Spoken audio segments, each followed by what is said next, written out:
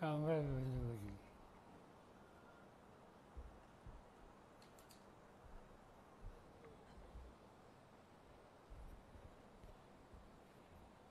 असा हा मेळावा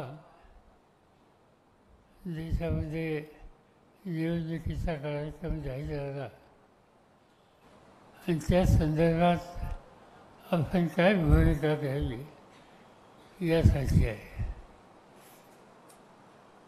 लोकशाही या देशाची महत्त्वाची विचारधारा आहे.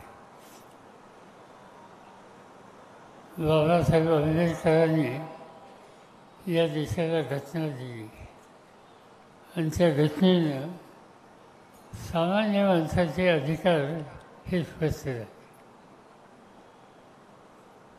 या निवडणुकीचं वैशिष्ट्य हे आहे की जो अधिकार आपल्याला मिळाला तो संविधानाने घटनेनं तो अधिकार मिळालेला आहे.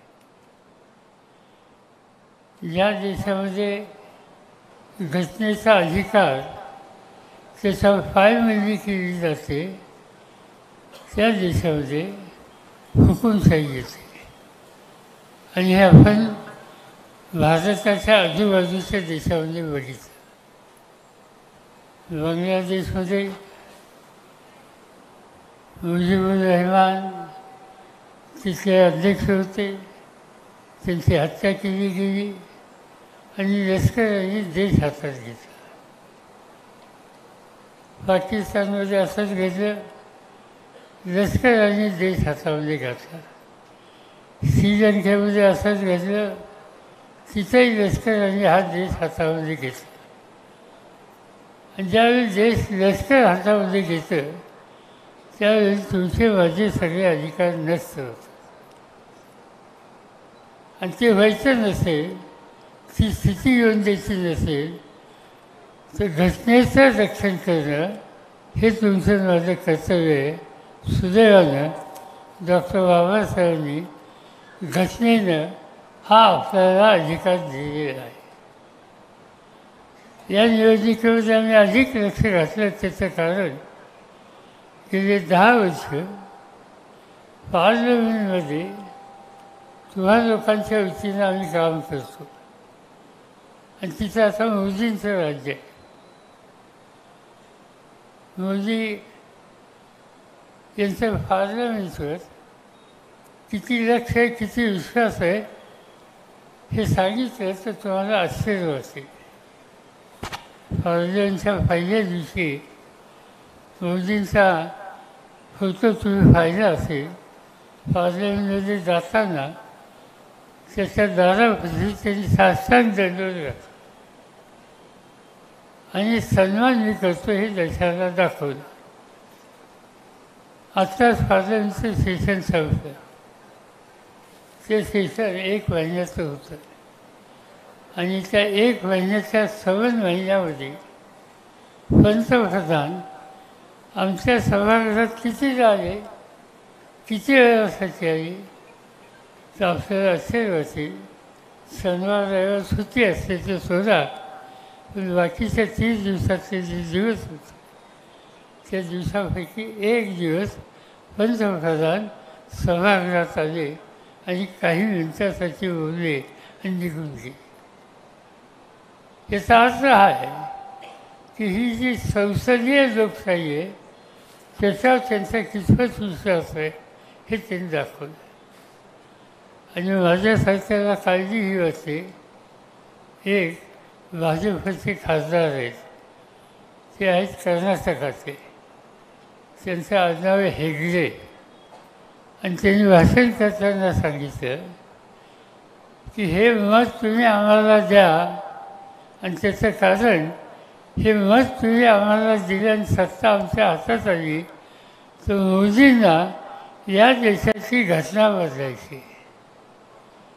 म्हणजे त्यांच्या मनात काय आहे हे त्या निमित्तानं स्पष्ट झालं. या देशाची घटना जो तुमचा अधिकार आहे तीच आम्ही बदलणार आणि त्यासाठी तुम्ही आम्हाला मत द्या ही भूमिका घेणार. याचा अर्थ लोकशाही संकटात येते याची स्पष्टता आत्ता दिसते. आणि म्हणून या निवडणुकीकडे वारसा पाहिलं पाहिजे. बारामती आणि हा मतदारसंघ इथं तुम्ही लोकांनी अनेकदा आम्हाला लोकांना संधी दिली, शक्ती दिली. लोकांच्यासाठी सत्ता वापरायची असेल तो प्रयत्न केला. आता तुम्ही MIDCचा उल्लेख या ठिकाणी केला. काय होतं इथं? शैक्षणिक संस्था नव्हत्या, कॉलेज नव्हतं. मला आठवतं आहे की 1958 साली मी 11वी पास झालो इथल्या इंग्लिश हायस्कूलमध्ये. आणि कॉलेजला शिकायचं होतं. बारामतीत कॉलेज नव्हतं. मला पुण्याच्या कॉमर्स कॉलेजमध्ये जावं लागलं. इथं कॉलेज नव्हतं. आज काय चित्र दिसतंय? एक तर विद्याप्रतिष्ठानमध्ये 35,000 मुलं मुली शिकतात. शारदा नगरमध्ये 8,000 मुली आणि मुलं शिकतात.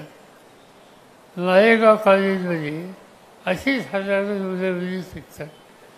सोमेश्वरमध्ये अशीच हजारो मुलं मुली शिकतात. आणि बारामती हे पुण्याच्या नंतर शैक्षणिक केंद्र बनलं आणि चांगल्या प्रकारचं केंद्र बनलं. विद्याप्रतिष्ठान कधी आपण देणगी घेतो का तिथं? काही ठिकाणी शैक्षणिक संस्था म्हणजे धंदा झाला आहे. तो धंदा इथे आपण येऊन दिला नाही आणि चित्र बदललं. लोकांना ही संधी आपण दिली, शैक्षणिक सुविधा दिली, तसं हाताला काम पाहिजे म्हणून MIDC केली, कारखाने आणले. शक्यतो माझा प्रयत्न हा होता की ते कारखाने कसे आणायचे, ते धुराले हवामध्ये पर्यावरणामध्ये काही नुकसान होईल असे शक्यतो कारखाने येऊन द्यायचे नाही. मग येऊन द्यायचे काय? शेती आणि शेतीमाल याच्यावर प्रक्रिया करणारे हे कारखाने आणायचे.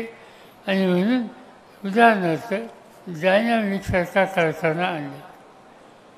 दुधाच्या सोसायटी आधी काढल्या, दूध जास्त झालं. याच्या आधी मी पुण्याला दूध पाठवत होतो, पण पुण्याला मर्यादा यायला लागल्या. मग त्या दुधावर प्रक्रिया करण्यासाठी काय करता येईल त्यासाठी डायनामिक्स काढली.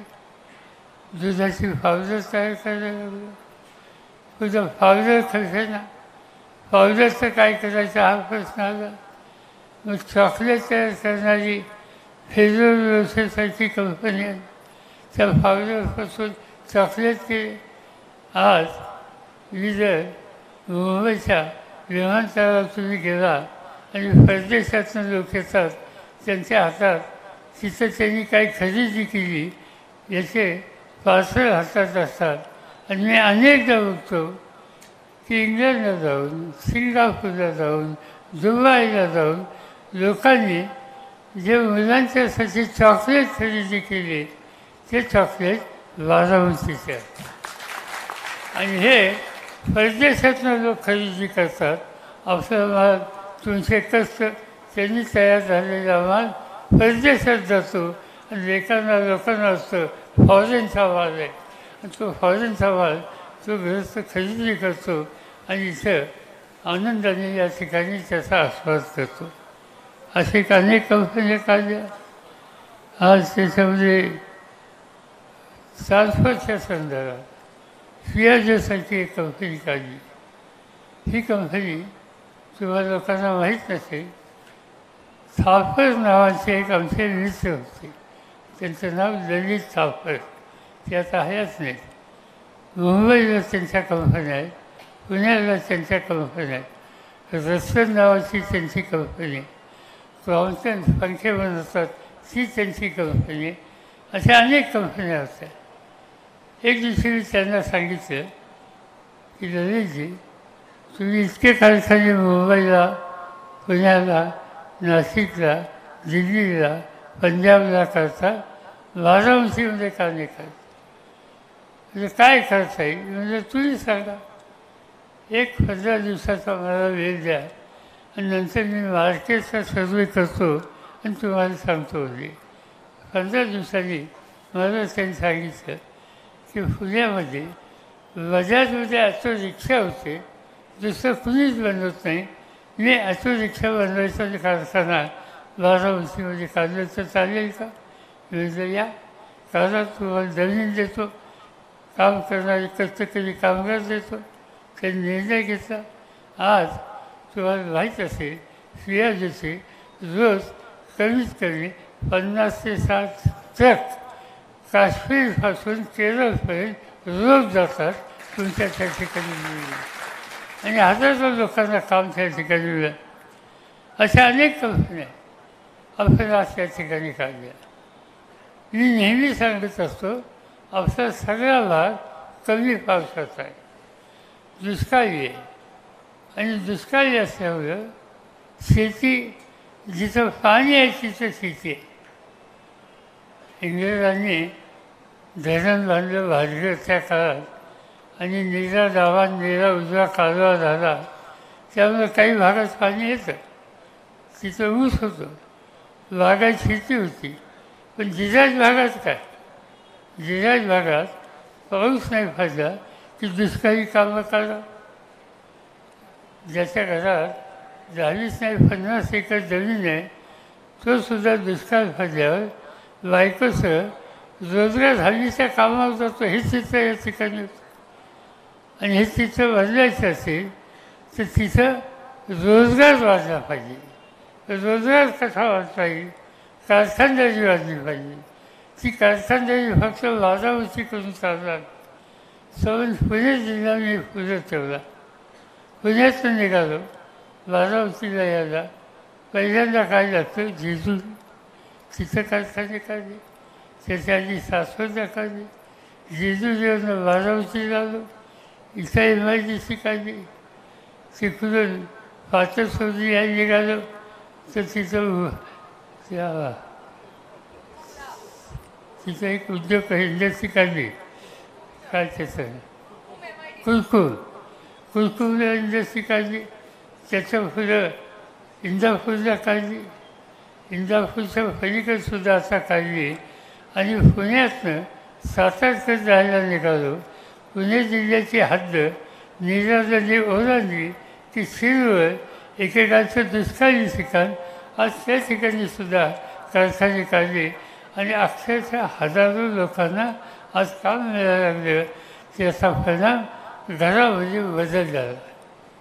आज मी हा घराचा बदल बघतो. आज 56 वर्षापूर्वी मी विधानसभेला उभा राहिलो बारामतीचं आमदारकीसाठी. आणि त्यावेळेला अनेक गावामध्ये आम्ही गेलो तर लोक स्वागत करायचे. बसायला कीर्तन टाकायचे. त्यावेळेला खुर्ची नव्हती. कीर्तन माहिती ना, होतं लाजताना, तो खाली असायचा बसायला. आणि चहा द्यायची. ते चहा कशातनं द्यायचे? पितळीचं. गरम पाणी, त्याच्यात गुळाचा खरा, आणि ते पितळी यायची. पितळी चहा मी स्वतः प्यालो बारामतीमध्ये निवडणुकीच्यासाठी फिरत असताना. नंतर निवडून दिलं. काही ना काहीतरी काम सुरू केलं. कारखानदारी वाजवायला सुरुवात केली. सुधारणा झाली. पुढच्या 5 वर्षात पुन्हा निवडणुकीला उभं राहिलो तर त्या ठिकाणी चहा देताना पितळी केली. कप सुचले, कान सुचलेला कप आला. तर कप असा असायचा आहे की त्याचा कान सुचलेला असायचा. त्याच्यानंतर आणखीन तिसऱ्यांदा निवडून आलो, मंत्री झालो, मुख्यमंत्री झालो. इथं अनेक गोष्टी केल्या. आणि नंतर घरामध्ये कोणाच्याही गेलो तर कव्वाची यायला लागली. ती जी मुलगी आमची सून असेल, मुलगी असेल, ती चेमधून कव्वाची आणून चहा द्यायला लागली. एखाद दुसरी खुर्ची घरात बसायला लागली. आणि आज जर गेलं तर त्याच्या पुढे सुधारणा झाली. आज घराचं राहण्याचं वातावरण हे बदललं. आणि त्याचं महत्त्वाचं कारण 2, एक मुली शिकल्या, आणि दुसरी गोष्ट हाताला काम मिळालं. मुली शिकल्या की घर सुधारतं. मुलं नुसतं शिकून चालणार नाही, मुली शिकल्या पाहिजे.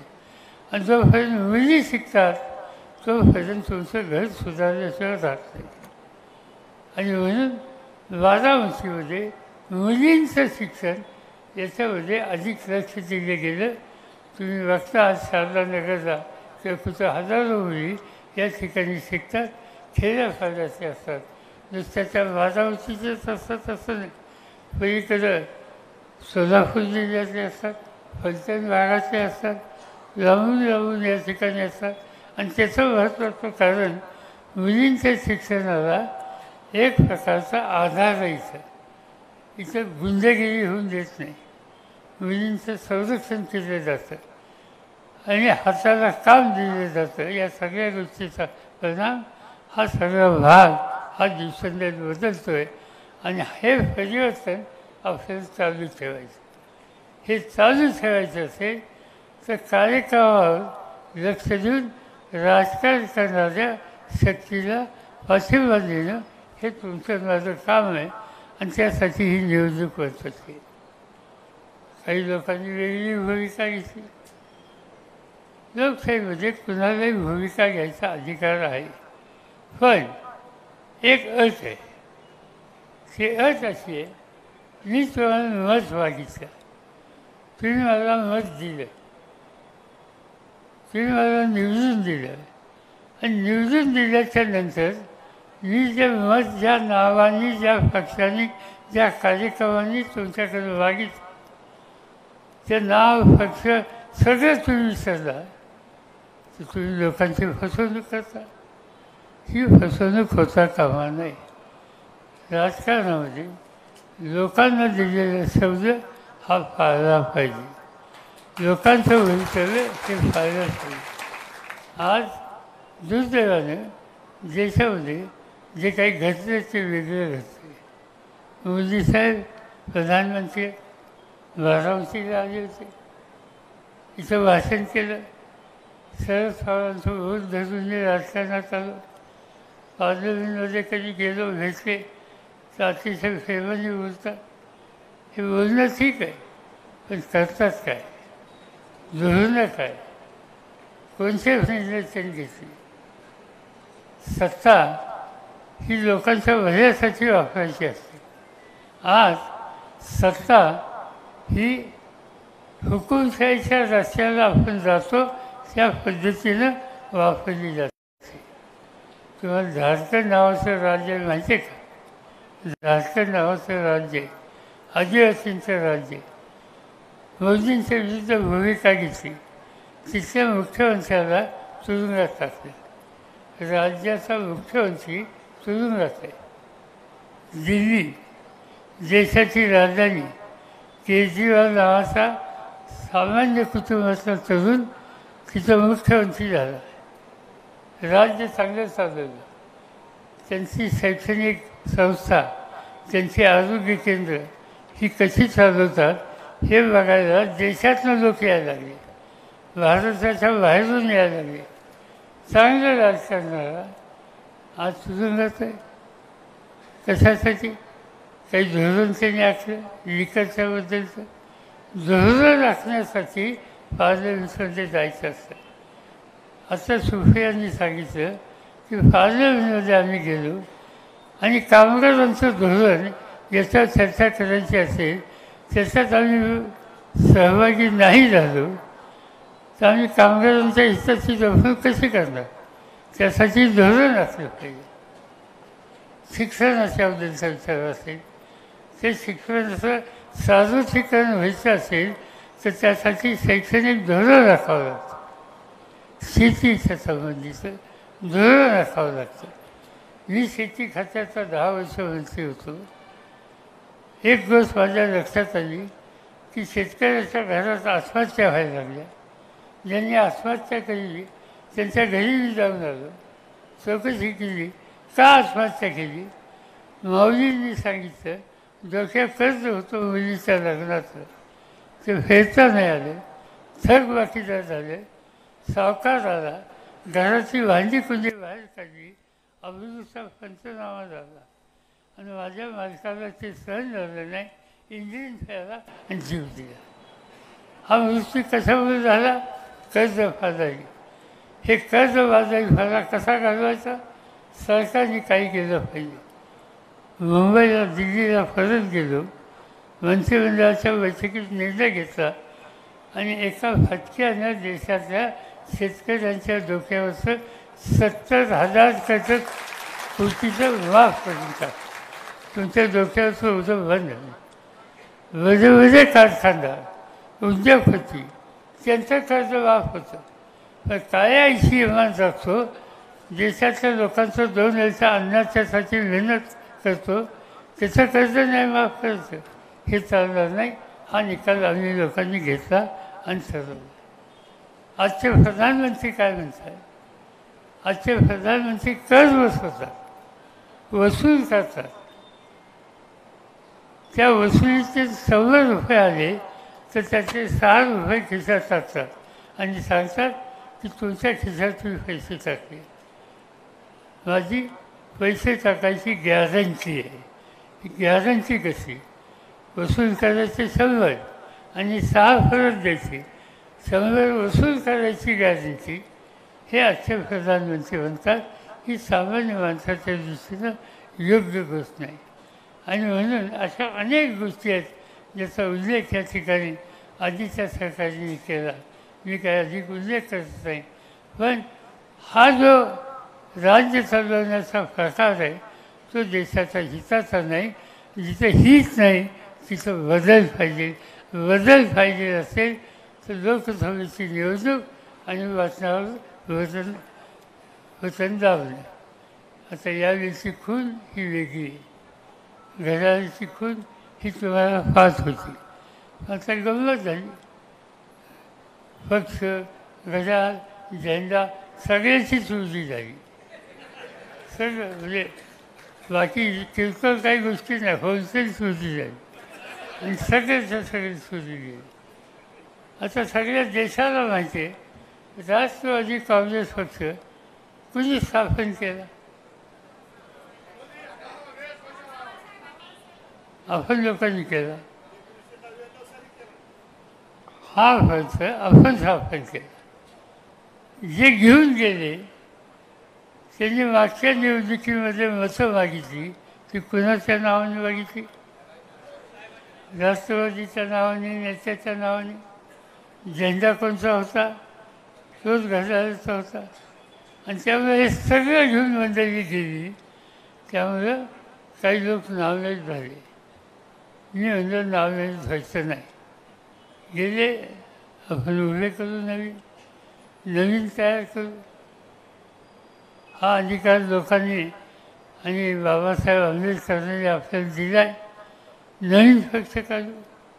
अहो काही नसताना काढलं आहे तर पक्ष नुसता काढला नाही, राज्य हातामध्ये घेतलं. अनेकांना मंत्री केलं, अनेकांना आमदार केलं, अनेकांना खासदार केलं, अनेकांना केंद्राच्या मंत्रिमंडळात घेतलं. नवीन नवीन धोरणं घातली. महिलांच्यासाठी धोरणं केली. कधीही या देशामध्ये महिलांना वाफाच्या प्रॉपर्टीमध्ये कायद्याने अधिकार नव्हता, तो दिला. महिलांना अनेक गोष्टी संधी दिली आणि त्याचं कारण घर सुधारलं पाहिजे त्यासाठी सत्ता वापरली. आणि हा निर्णय घेणारा जो पक्ष होता तो पक्ष सुधीला गेला. तर नवीन उभा करणं ठीक आहे. एखाद दिवशी आपल्या घरातसुद्धा चोरी होते म्हणून आपण घर चालवणं बंद करतो, पुन्हा एकदा बरं. त्याच पद्धतीनं आज आम्ही हा निकाल घेऊन नवा पक्ष, नवा खून, नवा झेंडे, कार्यक्रम जुना हा घेऊन पुढे आलेलं. आणि त्यावेळेला नेहमीची खून आहे ती आता गेली. आता तुतारी आली. आणि तुतारी कोणती? शिवछत्रपती ज्या वेळेला संघर्षाने जातात तर त्यावेळेला सन्मानाने त्यांना लोक त्यांच्या पाठीशी उभं राहतात. पण विजय संपादन करून ज्या वेळेला शिवछत्रपती परत येतात त्यावेळेला दाराशी या तुतारीने त्यांचं स्वागत होतं. आज महाराष्ट्राचं झालेल्या बदलातून महाराष्ट्राच्या सामान्य माणसाच्या जीवनाचं परिवर्तन त्याची तुतारी ही वाजवायची. त्यासाठी ही खूण लक्षात ठेवली पाहिजे आणि हे काम तुम्ही निष्ठाने करावं. माझी एक या ठिकाणी आल्यानंतर सहजच गोष्ट लक्षात आली. मी या सभागृहात वैद्यनाथ आज पहिल्यांदाच आलो. चांगली उंची जागा आहे, 12 उंचीमध्ये असे कार्यालय आहेत, पण तुम्ही आता 15,000 20,000 कामगार काम करता. तुमची संघटना नाही. संघटनेमध्ये तुम्ही प्रश्न शोधून घेता. कुठे अन्याय झाला तर त्यासाठी एका चौकटीत पदामध्ये न्याय मिळेल याची काळजी घेता. आता माझ्या कानावर वेरी कंपनी, या वेरी कंपनीमध्ये कामगार युनियन काढली म्हणून राजेश लिंचोलकर याचा गुन्हा काय, कामगार युनियन काढली आणि म्हणून त्यांना कामावून काढलं. आता त्यासाठी भांडण करावं लागेल. ही निवडणूक संपल्या मला आठवण करा, कसा घेत नाही मी बघतो. त्यांना घ्यावंच लागेल. पण युनियन काढणं हा बेसिक अधिकार आहे आणि युनियन काढलं म्हणून नोकरीचं काढलं असेल ते योग्य नाही. हे बारामतीत चालणार नाही. बारामतीमध्ये कामगारांचं तुमचं वैशिष्ट्य आहे. मी गेल्या अनेक वर्ष बघतो आहे, तुम्ही कधी संघर्ष केला नाही, तुम्ही कधी कारखानदारी बंद पाडली नाही, तुम्ही कधी कामगारांच्या रास्त मागण्या न्यायाच्या चौकशीमधून ज्या मागितल्या त्याचे अक्षरशःपणा तुम्ही कधीही केलेली नाही. आणि ही भूमिका तुम्ही घेत असेल तर न्याय मागायचा तुमचा अधिकार आहे. आणि न्याय मागायचा अधिकार तुम्ही बजावल्यानंतर आम्हाला लोकप्रतिनिधींची जबाबदारी आहे की अशा वेळी तुमच्या पाठीशी भक्कमपणानं उभं राहायचं आणि ते काम आम्ही केल्याशिवाय राहणार नाही. आणि त्यासाठी मी सांगत होतो दुसरं की या कार्यालयात आपण जाऊन तुम्ही इतक्या हजारोच्या संख्येनं काम करता. बारामतीमध्ये MIDCमध्ये तुमचं स्वतःचं कार्यालय का करतं? कामगारांच्या मालकीचं, त्यांच्याकडचं लग्न असेल, त्यांच्याकडचा कार्यक्रम असेल, त्यांच्याकडचं आणखीन काय असेल, शैक्षणिक सुविधा द्यायची असतील तर एखादी तुमची स्वतःची संस्था ही का काढू दे? मी तुम्हाला एवढं सांगतो, निवडणूक होऊन द्या, मी MIDC सांगतो तुम्हाला जमीन द्यायला होतो, तुम्हाला जमीन द्यायला असतो आणि तुम्ही नेते मंडळीने बसावं, बसून त्याचं एक नियोजन तयार करावं आणि सगळ्यांनी थोडी थोडी वर्गणी द्यावी आणि कारखानदारांना सुद्धा त्याच्यात मी गुंतवणूक करायला सांगतो. आणि कामगारांच्या मालकीचं कामगार भवन हे बारामतीमध्ये MIDCमध्ये तयार झालेलं आणि तुमच्या सगळ्या चांगल्या पुस्तकाला होईल त्याची काळजी आपण त्या ठिकाणी घेऊ. तो कार्यक्रम या ठिकाणी राहू. आता काय अधिक बोलायचं नाही, आणखीन 1-2 ठिकाणी जायचं. ही निवडणूक अत्यंत महत्त्वाची निवडणूक आहे आणि माझी खात्री आहे की या प्रचंड संख्येनं तुम्ही या ठिकाणी उपस्थित राहिला. तुकाराम चौधरी आणि त्यांचे सगळे सहकारी सतत मला सांगत होते की काही वेळासाठी ते आपण भेटूया. मला आनंद आहे की आज 2 तासासाठी भेटता आलं. अनेक तुमच्या सहकाऱ्यांचं भाषण ऐकायला लागले. काही प्रश्न आहेत, ते प्रश्न समजले.